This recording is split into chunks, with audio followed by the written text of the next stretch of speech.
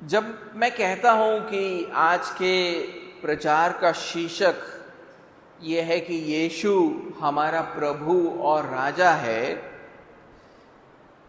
आपकी प्रतिक्रिया क्या थी? क्या आपने ऐसा कहा, अरे देखो ये क्या बोल रहे हैं? शायद नहीं, आपकी प्रतिक्रिया बिल्कुल भी ऐसी नहीं थी। लेकिन पहली शताब्दी के इज़राइल में अगर मैंने इन्हीं शब्दों का प्रयोग किया होता, अगर इसी शीर्षक का इस्तेमाल किया होता, तो ये बहुत ही राजनीतिक और विद्रोही बयान माना जाता। यहां तक कि हेरोदियस राजा, जो उन दिनों में इज़राइल पर राज्य करता था, बहुत ही सतर्क हो गया जब पूरब से 3 लोग आकर पूछने लगे कि यहूदिया का राजा जिसका जन्म हुआ है कहां है। वो वहां पर यीशु मसीह के जन्म को लेकर जिज्ञासु थे। हेरोदियस इतना आशंकित हो गया कि उसने बेतलेहम और उसके आसपास के स्थानों के सब लड़कों को जो 2 वर्ष की आयु या उससे छोटे थे, उनको मरवा डाला। सोचकर देखिए, तब का राजा इतना आशंकित हुआ इस बात को सुनकर कि कोई नया राजा आया है। उसने ये सोचा कि मेरे जगह पर और कोई राजा नहीं होना चाहिए। उसने इतने सारे बच्चों की हत्या कर दी।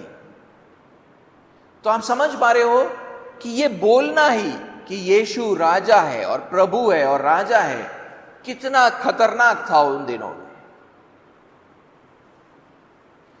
यीशु के जीवन के अंत में उसके यहूदी दुश्मनों ने रोमी गवर्नर को कहा कि यीशु एक राजा होने का दावा करता है। क्यों ऐसा बोला? क्योंकि रोमी अपने सम्राट के सामने किसी भी प्रतिद्वंदी को सहते नहीं थे। तो ये बात एक रोमी को सुनना कि कोई ये दावा कर रहा है कि वो राजा है, वो एक बिल्कुल राजनीतिक और विद्रोही बयान था। शायद आने वाले दिनों में ऐसे एक शीर्षक का इस्तेमाल करना मुश्किल होगा हमारे समय में भी, क्योंकि हमारे आधुनिक तानाशाह नेता वो भी राजा बनने की आकांक्षा रखते हैं आजकल। वो अपने लोगों से उसी प्रकार की वफादारी की अपेक्षा रखते हैं। आपने अगर देखा हो तो कुछ दिनों पहले पुतिन फिर से इलेक्शन जीता और उसने अपने समर्थकों को ऐसे जगह पर बुलाया जहां पर पहले रशिया के राजाओं की ताजपोशी होती थी। तो समझ रहे हैं कि वो क्या कहना चाह रहा है।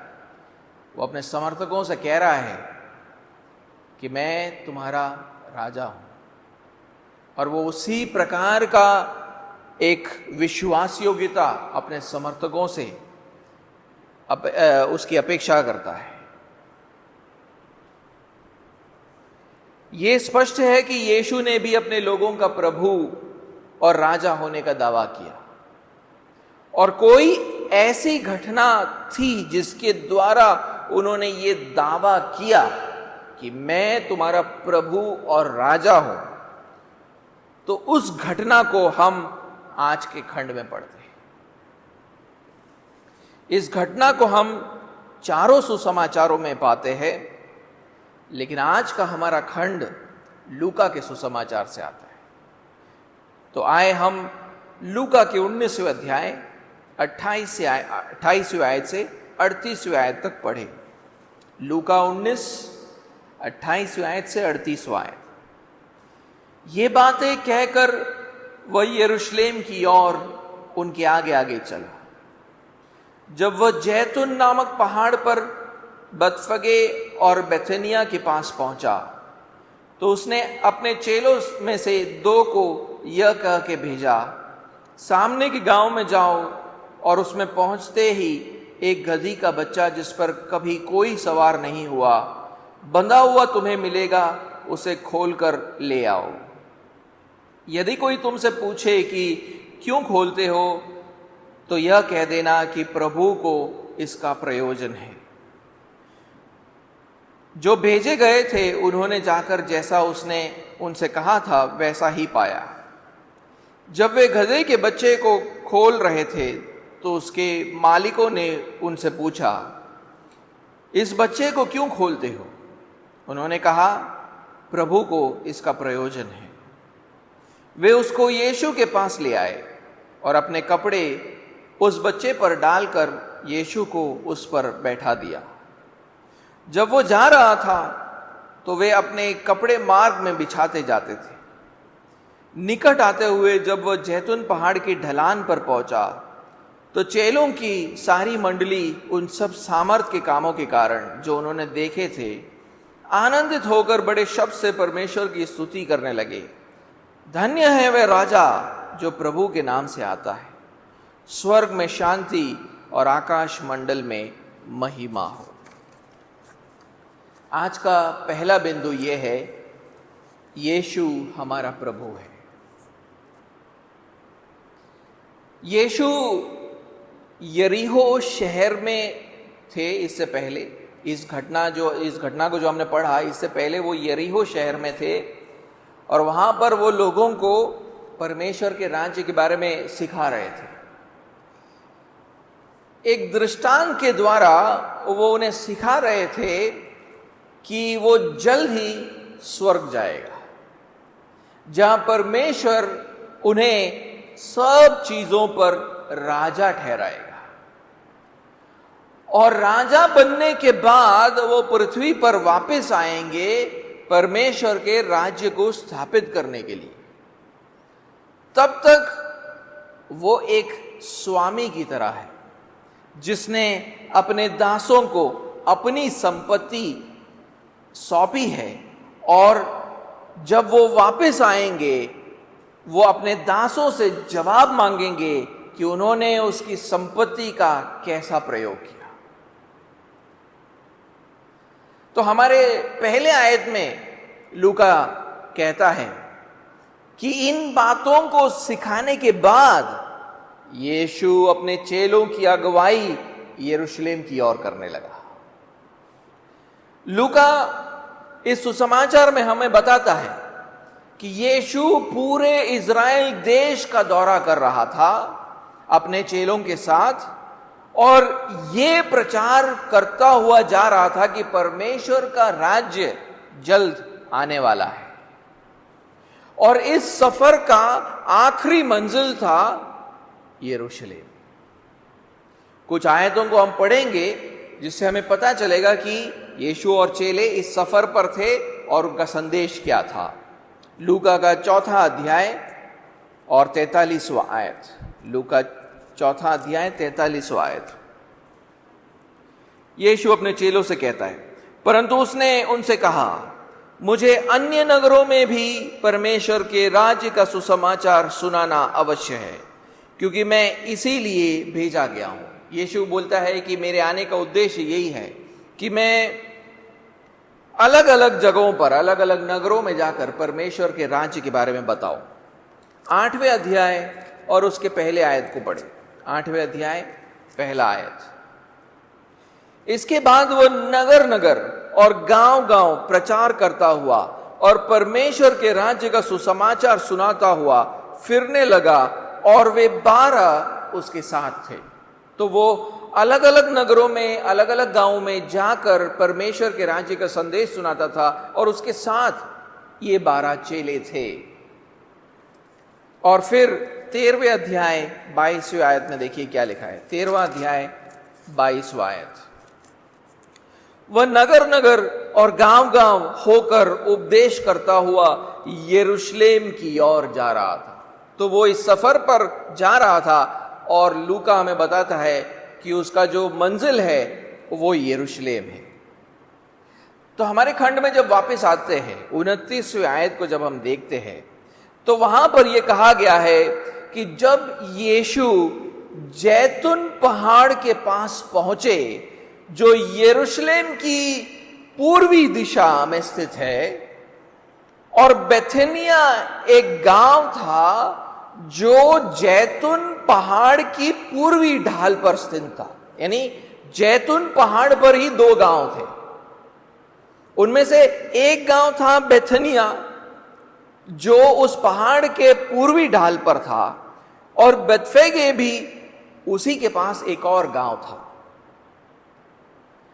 बेथनिया यरूशलेम से सिर्फ 2 या 3 मील दूर था, और जब आप जैतून पहाड़ से अब नीचे उतरते हो और तब आप किद्रोन घाटी देखते हो, और किद्रोन घाटी को पार करते ही आप यरूशलेम में प्रवेश करते हो, और फिर आप उस मंदिर में प्रवेश कर सकते हो उसके पूर्वी गेट से, जिसको बाद में गोल्डन गेट का नाम दिया गया।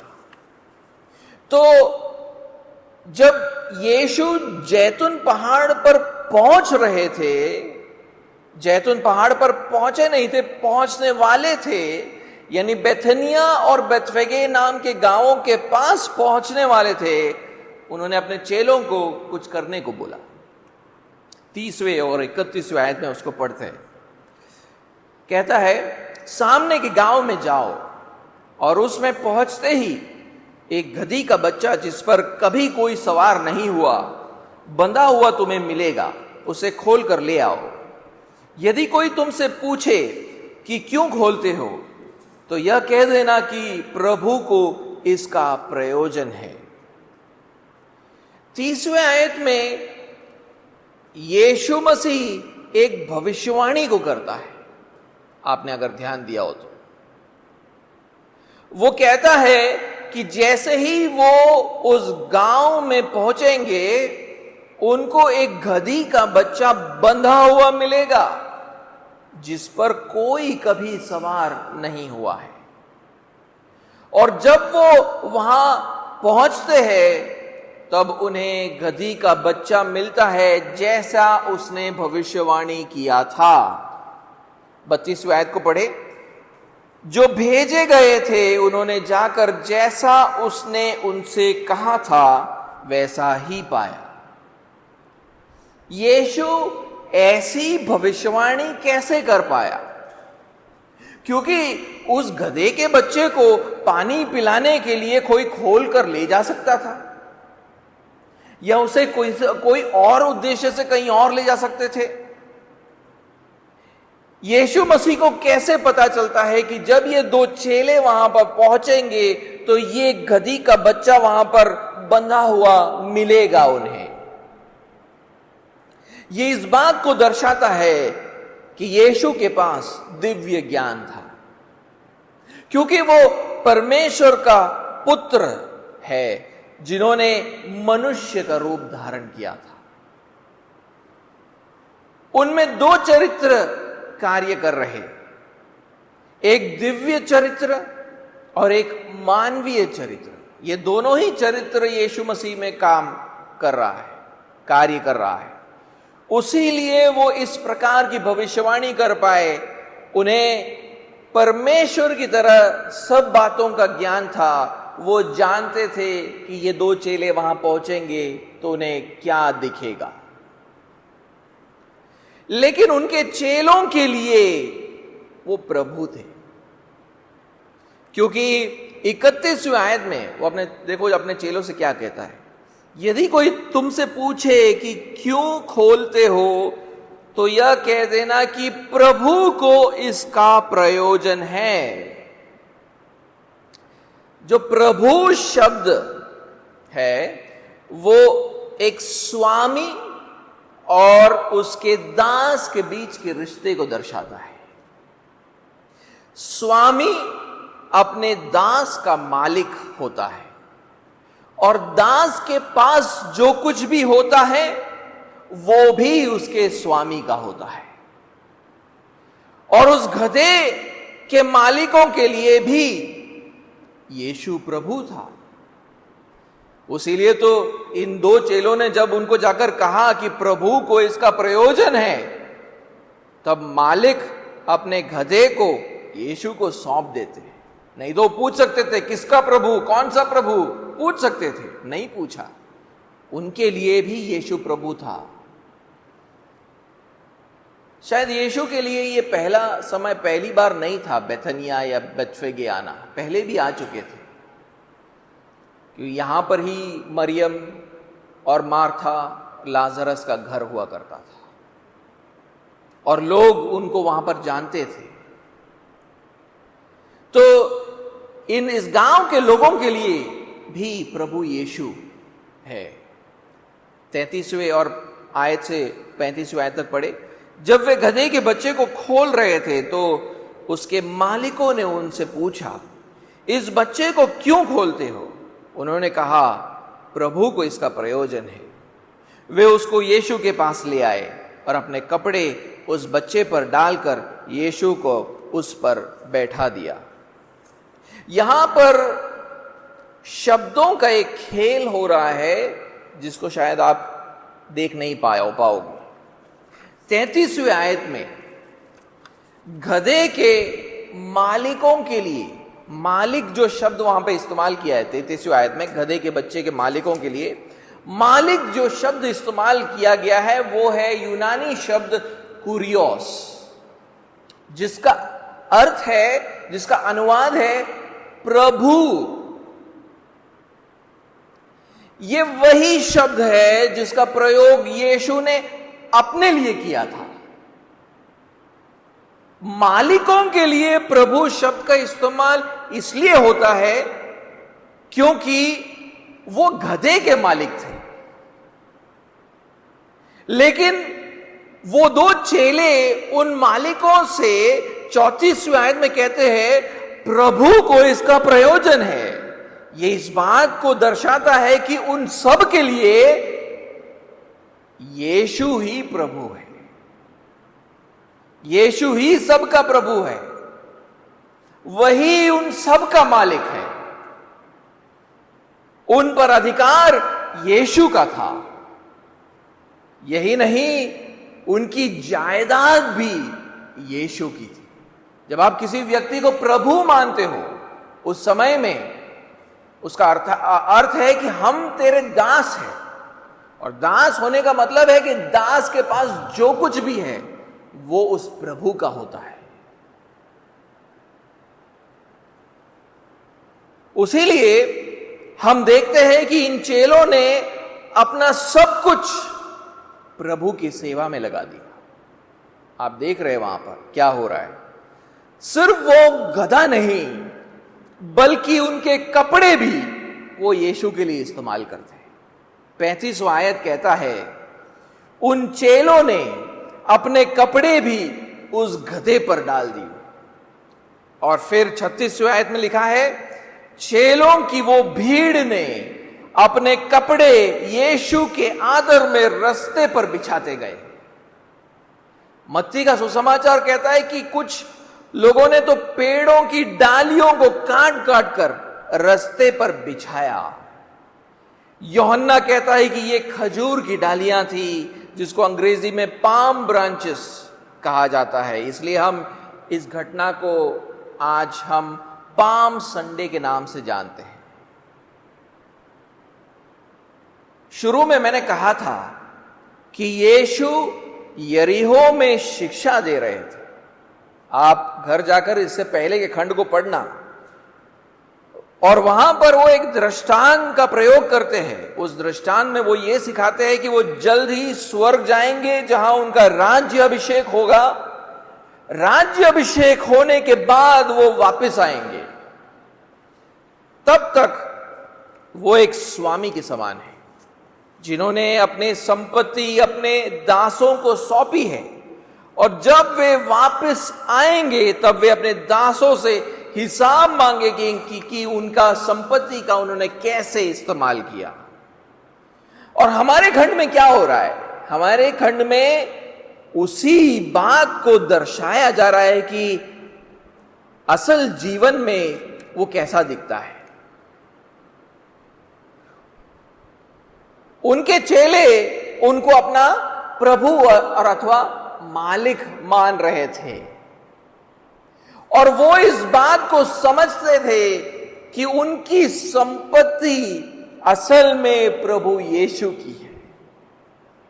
यीशु हमारा प्रभु है, उसने अपनी ही संपत्ति हमें सौंपी है और इसलिए वो बड़े निसंकोच होकर अपनी संपत्ति उसको सौंप देते हैं जब उसको उसकी जरूरत होती है, ताकि यीशु उससे अपने उद्देश्यों के लिए इस्तेमाल कर सके। उसीलिए हम देखते हैं वहां पर कि गधे के मालिक अपने गधे को यीशु को सौंप देते हैं, क्योंकि ये मेरा नहीं, ये मेरे प्रभु का है। भले मेरा है लेकिन मेरा प्रभु तो वही है, तो इसलिए मेरा जो कुछ भी है वो उसका है, ले जाओ। अपने कपड़ों को भी उतार देते हैं और उस पर यीशु को बिठाते हैं। कहने का मतलब है हमारे कपड़े भी हमारे नहीं हैं, वो तेरे हैं, तेरी सेवा में लगे। कपड़ों को रास्ते में बिछाते हैं उसकी आदर के लिए। डालियों को काट काट कर लेकर आते हैं अपने खेतों से। कहने का मतलब है कि हमारे खेत भी तेरे ही है। तू हमारा प्रभु है, तू जो मांगेगा हम तुझे दे देंगे, क्योंकि तू हमारा मालिक है और हम जिन चीजों पर मालिक है उन चीजों पर भी हक तेरा है। यीशु हमारा प्रभु है, उसने अपनी संपत्ति हमें सौंप कर स्वर्ग में गया है। हमें लगता है कि हमारी संपत्ति हमारी है, नहीं, ये जो कुछ भी मिला है उसके हाथों से मिला है। हमारे पास जो कुछ भी है उसका है और एक दिन वो वापस आएंगे और हमसे हिसाब मांगेंगे कि कैसे हमने उसके संपत्ति का प्रयोग किया। क्या हम उसकी संपत्ति को उसके उद्देश्यों के लिए इस्तेमाल कर रहे हैं?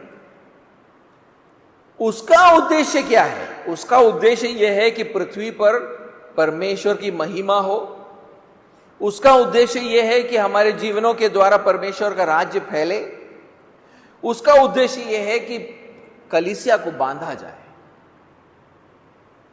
एक पासवान होकर इन उद्देश्यों को पूरा करने के लिए मुझे आपके मदद की जरूरत है। मुझे आपके समय और आपके तालंतों की जरूरत है। उसीलिए मैं अक्सर आप लोगों के पास आकर कहता हूं, प्लीज ये संडे आप कॉल टू वर्शिप कीजिएगा। प्लीज ये संडे आप स्क्रिप्चर रीडिंग कीजिएगा। आप इस हफ्ते क्वायर में भाग लीजिएगा। आप बुक स्टडी में आना। आप साउंड सिस्टम हैंडल करना। आप शायद मुझसे कहोगे, नहीं मेरे पास समय नहीं है पासवान, क्योंकि एग्जाम आ रहे हैं, ऑफिस में बहुत काम है, मॉर्निंग शिफ्ट है, इवनिंग शिफ्ट है, नाइट शिफ्ट है। अगर आप मुझे ना बोलोगे तो चलेगा, मैं इतना महत्वपूर्ण नहीं हूं। आप मुझे ना बोलोगे तो चलेगा, लेकिन एक सवाल है जो आपको अपने आप से जरूर करना चाहिए। क्या मैं प्रभु यीशु को ना कह रहा हूं? यह सवाल अपने आप से पूछना जरूरी है, क्योंकि आपको यह समझना होगा कि आपका समय और आपके तालंत आखिर में उसके हैं। तो क्या आपका समय और आपका तालंत उसके उद्देश्यों के लिए इस्तेमाल किया जा रहा है? आपके रुपये का आप क्या करते हो? क्या आप क्या उसके उद्देश्यों के लिए आप उदारता से अपने रुपयों को देते हो, या देने के मामले में बड़े कंजूस हो? ये मेरा है, देने में मुश्किल हो रहा है।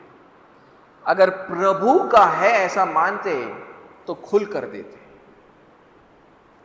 आपके कार, आपके घर का कैसा प्रयोग करते? क्या आप उसको भी प्रभु के उद्देश्य के लिए इस्तेमाल करते हो? कैसे करते हो?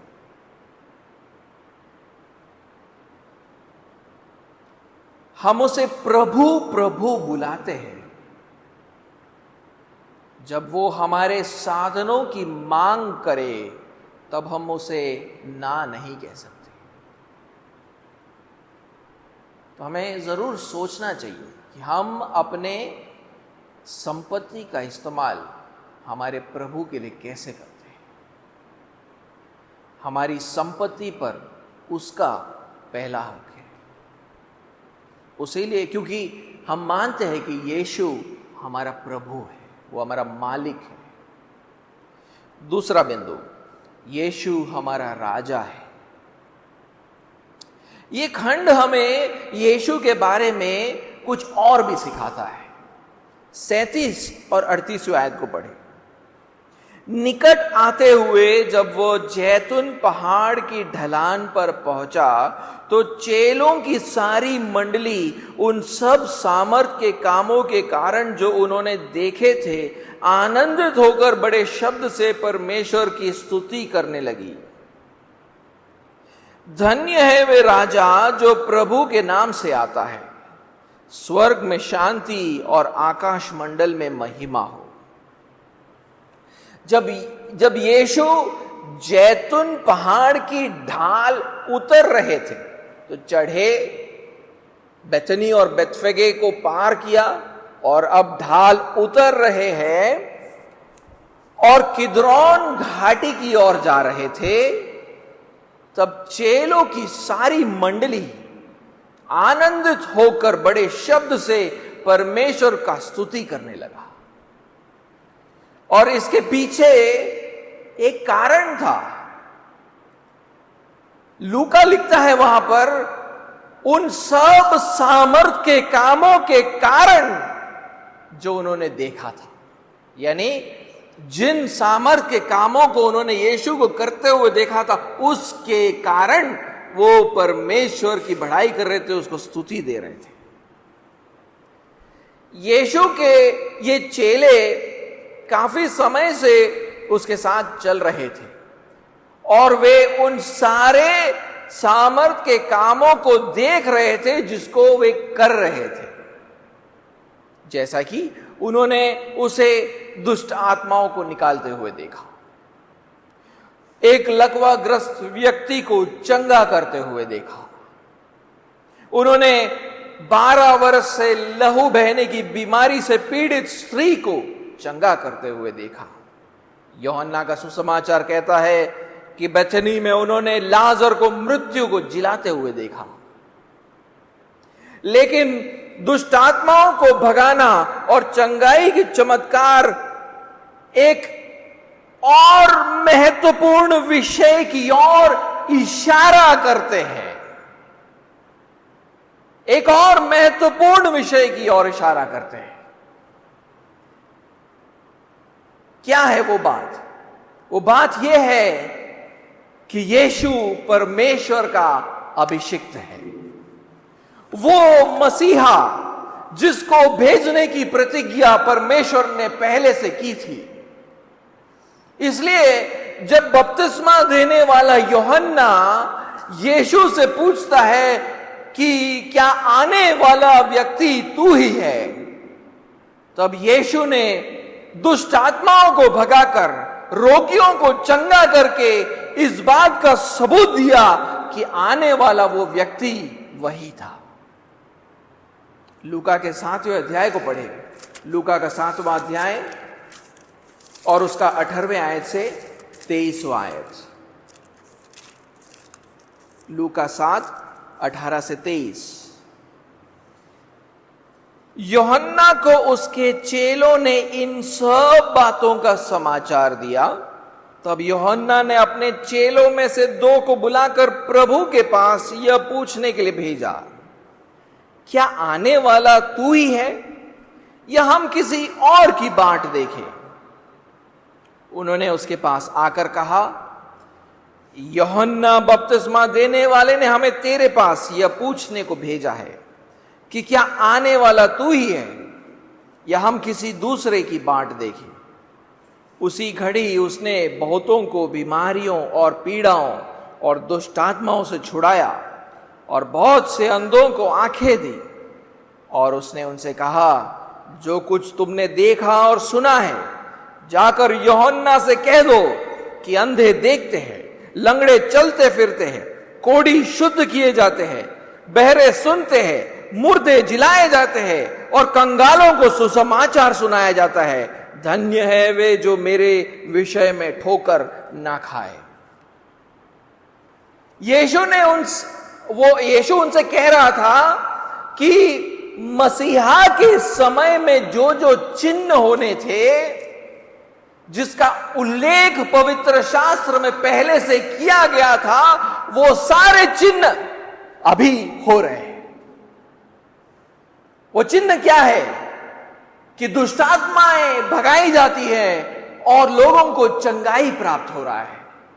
इसलिए वो कह रहा है कि ये चिन्ह आप लोगों को ये बता रहा है कि मैं ही वो अभिषिक्त हूं परमेश्वर का जो आने वाला था। आए हम पुराने नियम के पवित्र शास्त्र को देखें जिन्होंने ये प्रतिज्ञा की थी कि मसीहा के समय में ऐसी ही बातें होंगी। यशाया उसका 29वां आयत, यशाया उसका 29वां आयत।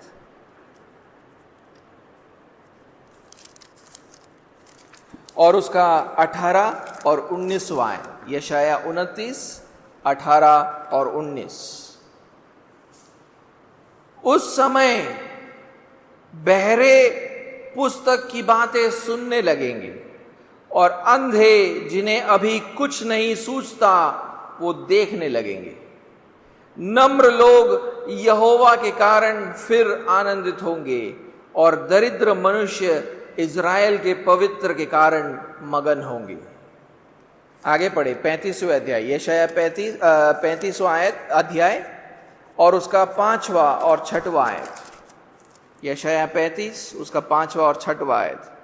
तब अंधों की आंखें खोली जाएंगी और बहरों के कान भी खोले जाएंगे।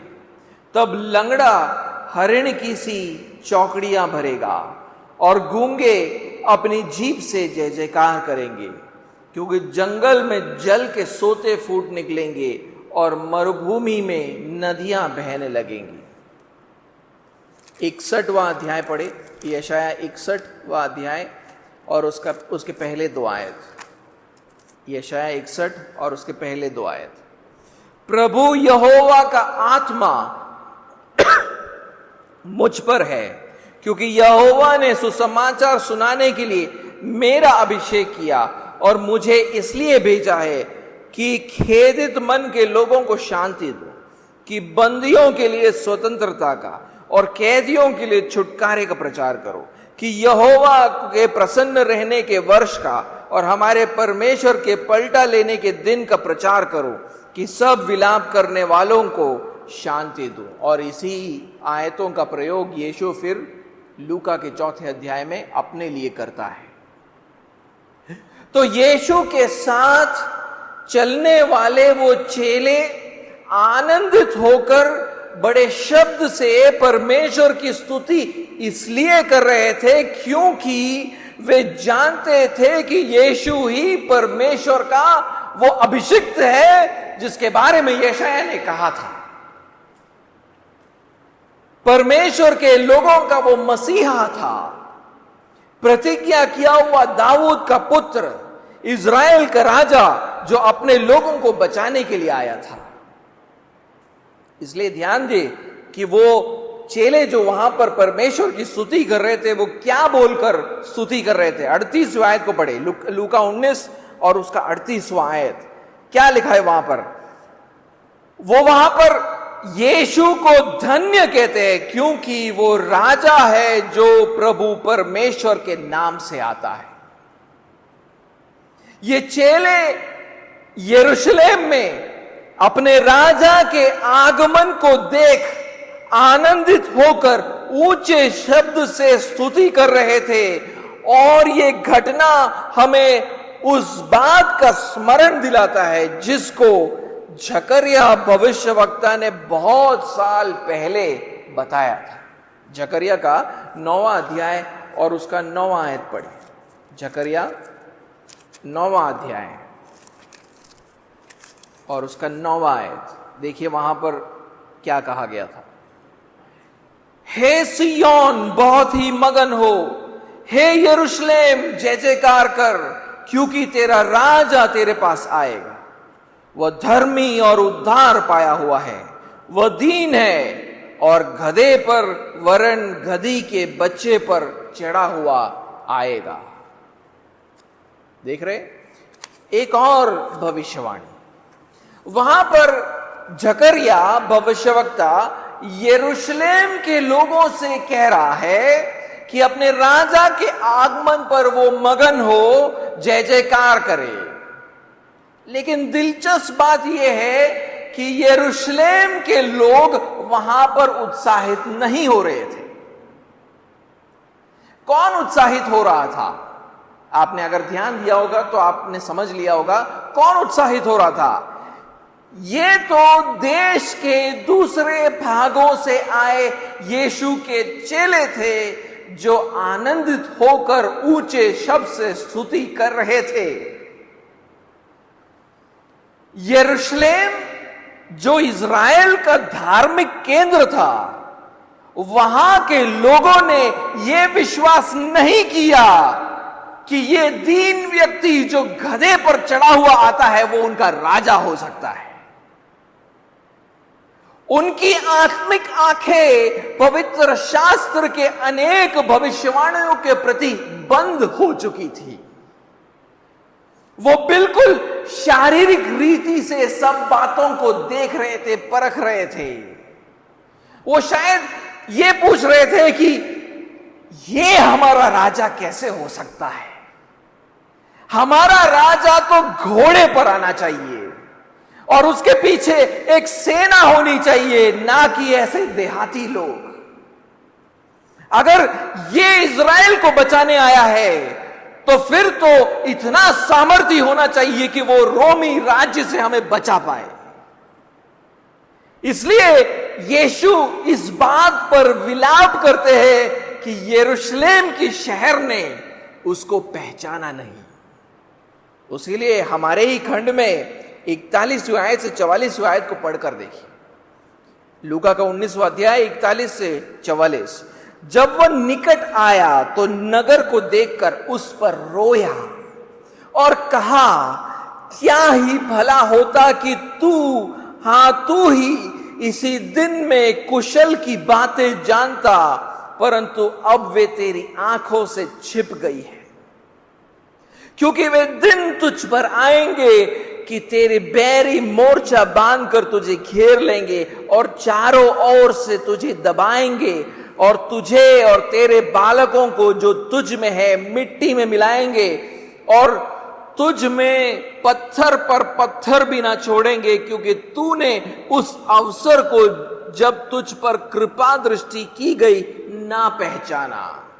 यीशु बोलते हैं कि जब मैं तेरे पास आया तूने मुझे पहचाना नहीं और इसीलिए तेरे ऊपर दंड आएगा।